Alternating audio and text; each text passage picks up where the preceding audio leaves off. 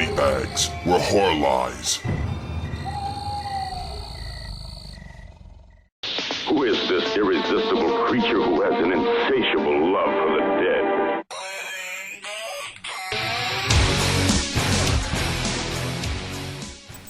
Hey guys, happy Thursday, this is your Fright Chick speaking. Merry Christmas Eve to you all. I hope you all have an amazing Christmas. I know I fucking will. My entire plan for Christmas, in case anyone gives a shit, is to do what I do every year, which is to wake up about 10 o'clock, go to my living room, sit on my couch in my place. I'm very Sheldon Cooper about this.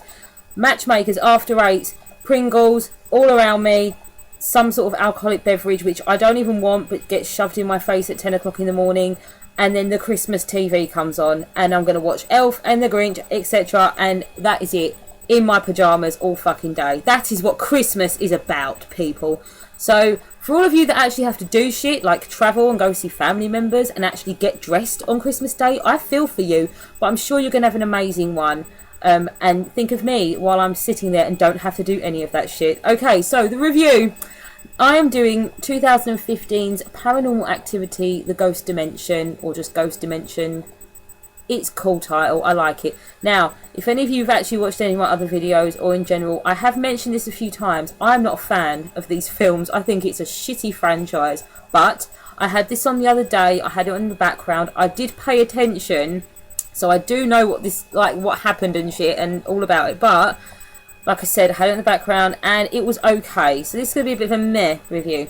So anyway, if you've never seen Paranormal Activity, that's really hard for me to say.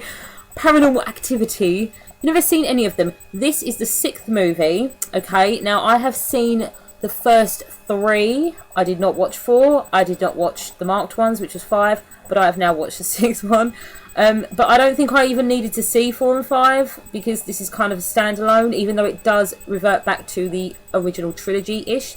Now, if you haven't seen them, there is a running thread that goes through all the movies. I can't speak for 4 and 5, but I'm pretty sure it does. Now, it kind of centres on 2 sisters.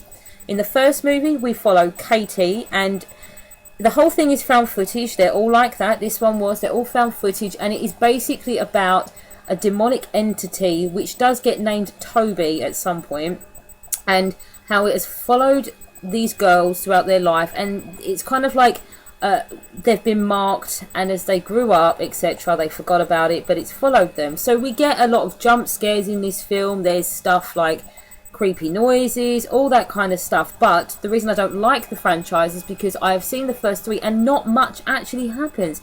There's no real driving plot behind it, except for the fact that there's something after these women, and if we're lucky we might get to see it, which we don't, I don't think.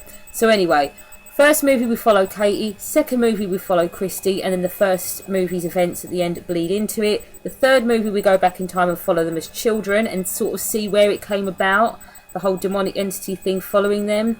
That's when we get introduced to the whole idea of possibly a witch's coven or some sort of cult, where they had family members or women that were deliberately making this happen to them, to then lead into the events of the first and second movie. The fourth one, I believe, is set in a neighbour's house, but then we have Katie and Christy's storyline bleed into that. Fifth one I know fuck all about. I know it's something to do with students, but I don't think it's got anything to do with the running theme.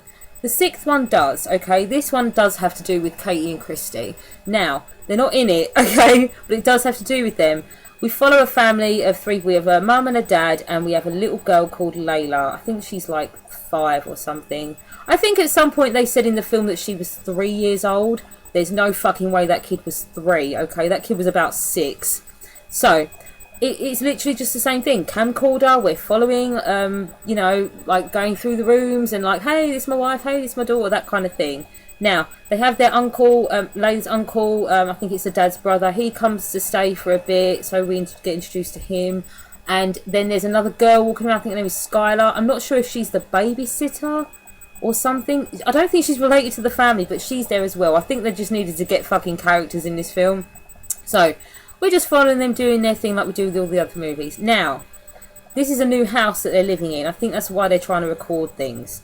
They're going through a load of crap in the garage or whatever, and they find a box full of old videotapes and an old camera, like a proper fucking, like, BBC camera, you know, you need to put that shit on your shoulder. So they're taking the piss out of the camera and stuff, but the dad starts using it. Now this is the kind of plot, this is the hook for the film. The camera is like a special camera where if you look through it and you record it, you can see ghosts. That is the point of it.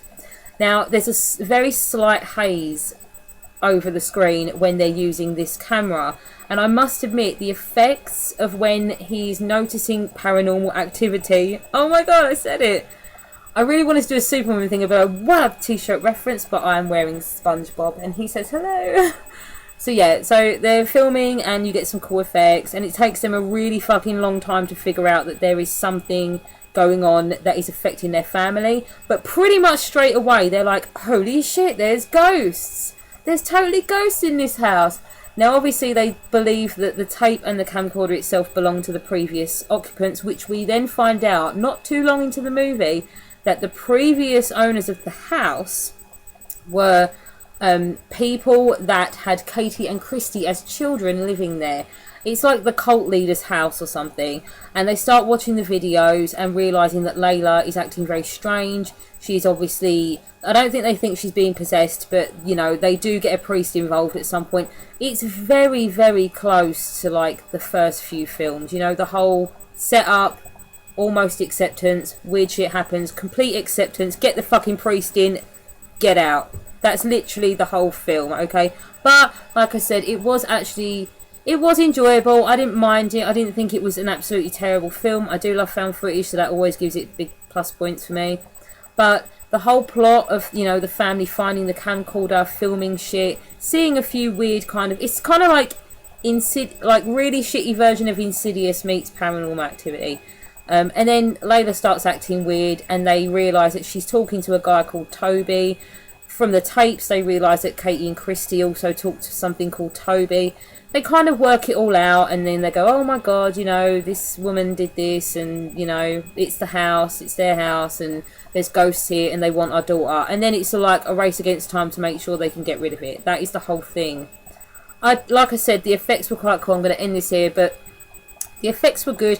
There's a point where he's kind of walking through the living room, and it's almost, I can't even describe the effect. He sees something in the middle of the room, which is kind of like when you see those orbs, but it was like a big shape, and then he walks through the middle of it, and it looks almost like he's standing in a Christmas tree. That sounds strange when I say it, but if you see it, you know what I mean. Like there's kind of ice crystals around him, and he doesn't know what it is. Then he starts seeing like black shapes, you know, misty kind of in the shape of a person. Now, I will say this, the effects did look good. They were kind of cool, but it weren't scary. The whole Toby thing, the whole demonic entity being shown, it just didn't do it for me. And a lot of the time, and that is one of the big downfalls of this film, a lot of the time when they were reacting and, you know, kind of focusing the camera, and you know something's going to jump out and there's supposed to be something scary from movie formulas that we've all seen, and they'll freak out, there was nothing there. I'm literally like, what the fuck was I supposed to be looking at? I just didn't get it. I was like, okay, so I've either missed that one, or it was just really shit. But yeah, that's all I've got to say about it. I'd say if you love the whole franchise, definitely watch it, because it totally follows along the same lines. But if you're looking for something that's genuinely scary, or looking for something that might even show something new, this is not for you. It just wasn't all that. Okay, they're just fucking milking it now. Okay, I will see you guys next week. Bye.